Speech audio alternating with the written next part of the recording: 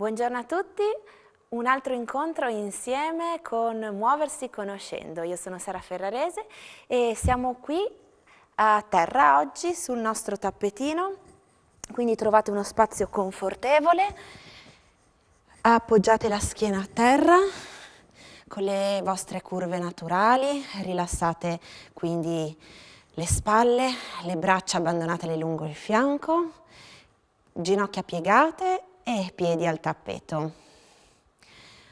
Ok, iniziamo a mobilizzare un attimino il bacino, quindi espirando, dondolo sulla parte esterna del piede e il ginocchio si avvicina al pavimento. Inspiro, torno, cosce parallele, ginocchia al soffitto. Quindi l'altra gamba fuori l'aria, dondolo sulla parte esterna del piede, l'altra gamba rimane ferma, salda e forte al pavimento. Inspiro, torno in posizione. Quindi fuori l'aria, dondolo sulla parte esterna del piede, il bacino è fermo, inspiro, torno. E ancora, espiro, l'altra gamba, inspiro, torno. Sollevo un ginocchio, matitina sul ginocchio, inizio a disegnare dei cerchietti, uno in un senso al soffitto e uno nell'altro senso.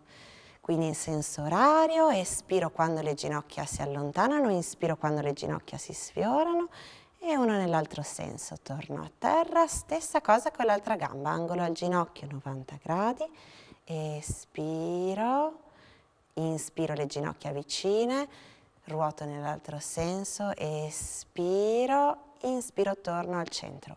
Quindi fuori l'aria, dentro l'aria torno e fuori l'aria, divarico, dentro l'aria torno. Torniamo al pavimento nella stessa posizione di partenza e lavoriamo dalla posizione scapole a terra, braccia che premono sulla parte esterna, lungo la linea del mignolo.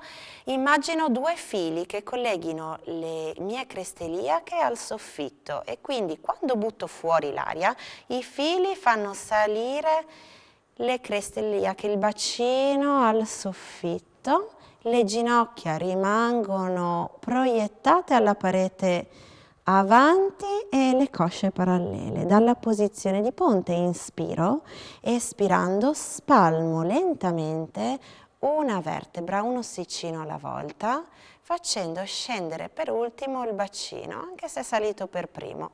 E torno. Cerco di fare questo movimento senza dondolare sui piedi o sulle gambe. Quindi di nuovo inspiro, mi preparo, fuori l'aria sulla zip dei pantaloni, sprofonda l'ombelico, attivo i glutei e faccio volare le mie creste iliache al soffitto mentre le braccia continuano a premere a terra. Da qui inspiro, espirando, spalmo, come a lasciare l'impronta di ogni ossicino al pavimento. Mentre ripetiamo questo esercizio, ricordate sempre di controllare le spalle, di mantenerle lontane dalle orecchie. Quindi inspiro, espiro. Ci mettiamo a terra e sempre tenendo le ginocchia piegate, rilassiamo le spalle, i piedi, i polpacci e immaginiamo di avere un orologio appoggiato sulla pancia. Le mie ore 12 corrispondono alle ginocchia e abbiamo una pallina che vuole scorrere dalle ore 12 alle ore 6, quindi immaginate l'orologio appoggiato sulla pancia.